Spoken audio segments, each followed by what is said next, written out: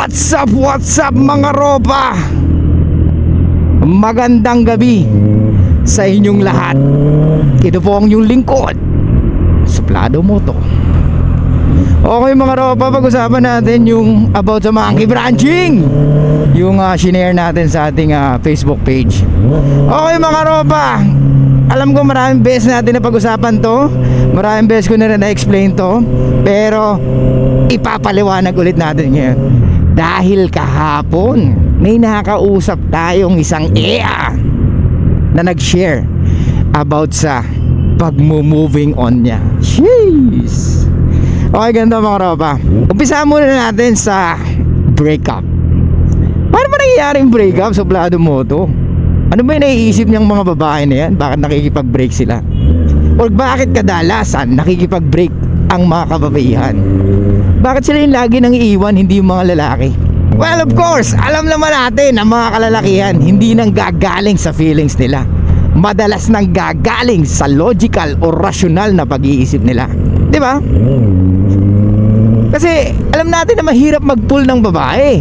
So bakit yung pinaghirapan mong diskartehan, yung binibigyan mo ng provision at protection, ba't ba iiwan? Diba? Ganun yung ano natin, logic natin mga lalaki.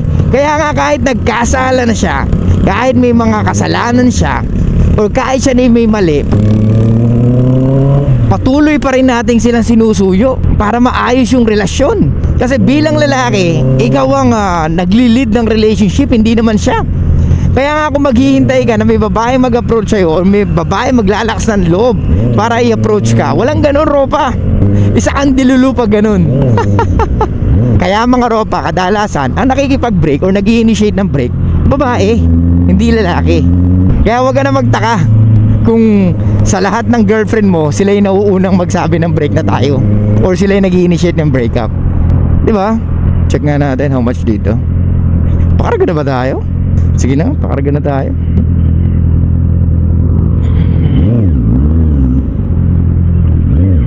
Okay, wait lang mga ropa ha. Let's go mga ropa. Grabe, ang mahal ng premium mga ropa. Alam nyo kung magkano?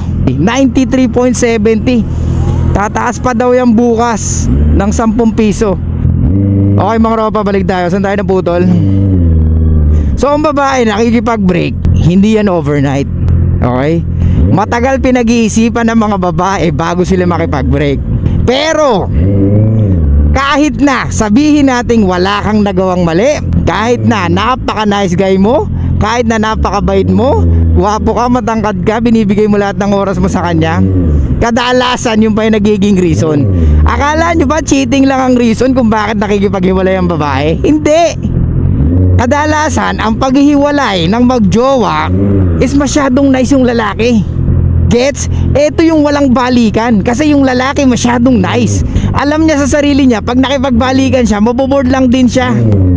Gets? Pero yung lalaking nag-cheat, maniwala man kayo sa hindi, may pag-asa pa silang magkabalikan.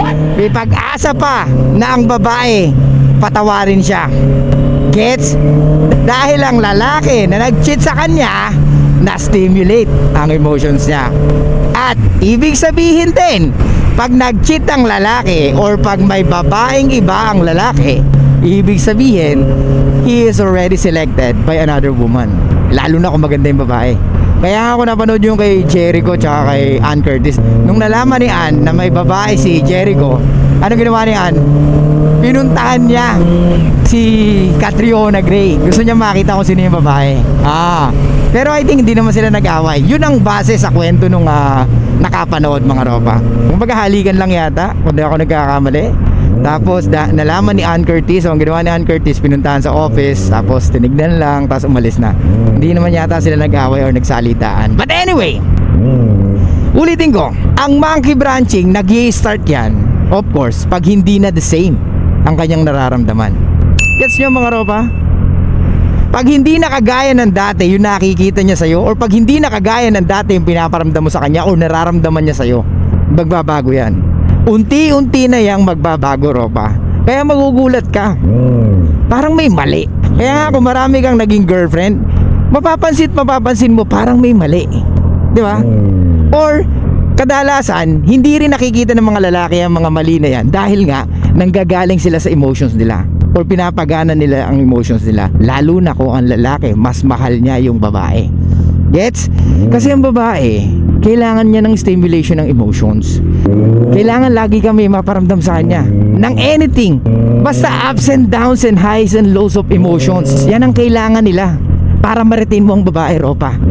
Kaya nga, yung mapanatili mo na attractive ka, laking takot niyan, mga Ropa. Takot yan na mawala ka, or may takot yan na mawala ka. Pero minsan, yung pagiging attractive is not enough. You know why? Kung masyado kang nice, kung masyado kang mabait, kung lagi mo siya pinagbibigyan or lagi mong binibigay yung mga bagay na gusto niya, or pag nagkakamali siya, binibaby mo pa, or ikaw pa yung madalas nagsasorry, alam mo na, Ropa, kung saan pwede mauwi yung relationship yung dalawa. Gets?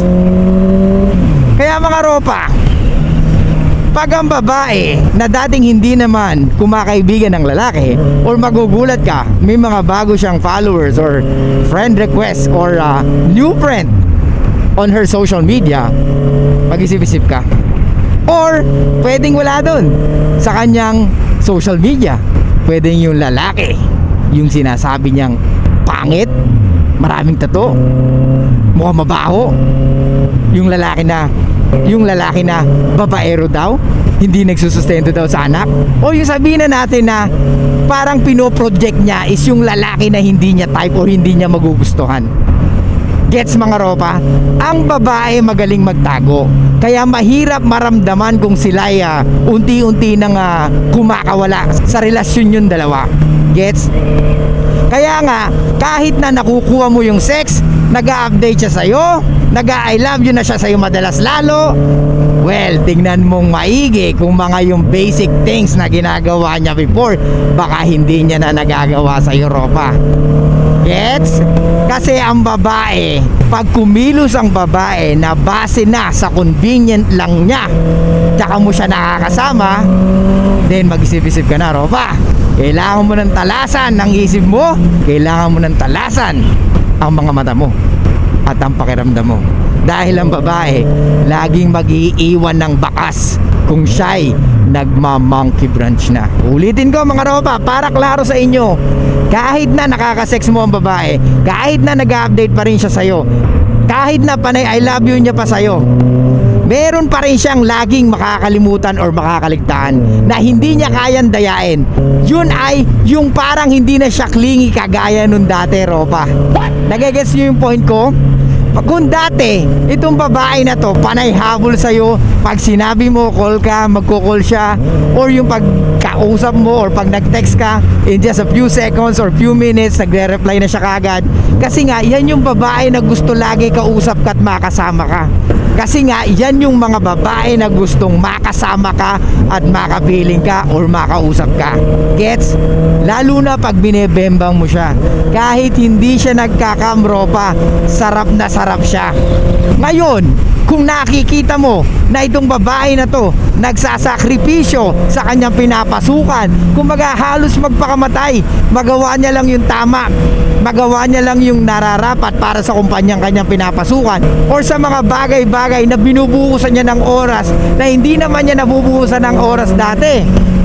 Hindi ka ba magtataka bakit niya ginagawa yon? Oo, nakukuha mo yung sex, pero on her own convenient na, Ropa. Eto na yung dumarating na yung pine-frame ka niya sa sitwasyon na gusto niya, para next time alam niya na kung paano siya aalis, Ropa.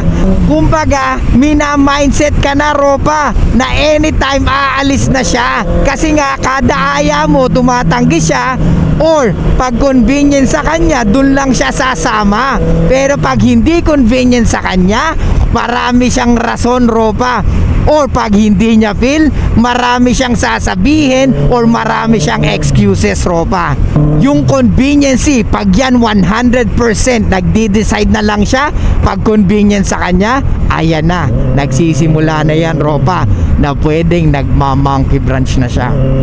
I know it's hard to believe, lalo na kung wala kang ganong experience sa EA. Kaya nga mahirap makita kung talaga siya'y nagloko talaga. Kaya huwag kayong maniwala sa 3-month rule dahil bullshit yun. Doon lang yun sa one more chance mga ropa at hindi totoo yun. Kaya nga na pagtatanto mo lang or nako-connect mo lang paghiwalay na kayo at mababalitaan mo na may ka-date na siyang bago ropa. Diyan na lalabas ang katotohanan na meron na palang iba. Hindi yung sinasabi niya na gusto niya mag-focus muna sa karir niya. Gets? Uulitin ko mga ropa, kailangan yung talasan ang inyong pakiramdam at ang inyong utak at ang inyong isip pagdating sa pag-lead ng babae mga ropa. Ang babae sumusunod lamang sa kanyang nararamdaman. Kaya nga, minsan wala ka ring laban pag ang babae sinunod na ang feelings niya para sa desisyon na gagawin niya.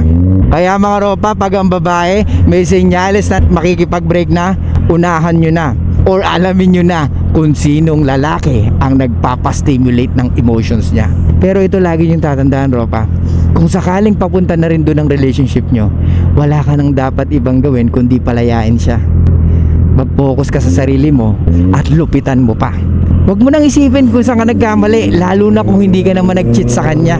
Kadalasan, ang babae naboboard pag masyadong nice ang lalaki ropa. Yun lang, wala nang ibang reason.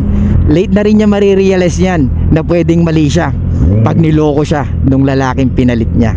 Gets? Kaya nga may mga ropa tayo nagme-message dito. Sinasabi nila, yung girlfriend ko, pinagpalit ako.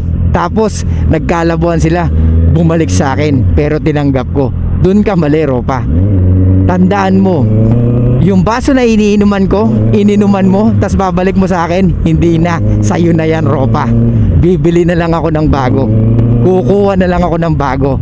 And I'll make sure this time na hawak kong maigi ang basong iniinuman ko. Gets? Ano tayo gawin natin dito? Seeing the Matrix mga ropa. Kailangan nyo matutunan, makita kung paano mag-respond ng mga babae. Kailangan nyo talaga mapag-aralan kung ano ang nature ng mga babae. Dahil hindi nyo sila mahuhuli, lalo na pag sila ay nag-monkey branch na. Okay? So lang guys, thank you so much. I'll see you guys next time. Show love, peace out, and be fucking mysterious mga ropa.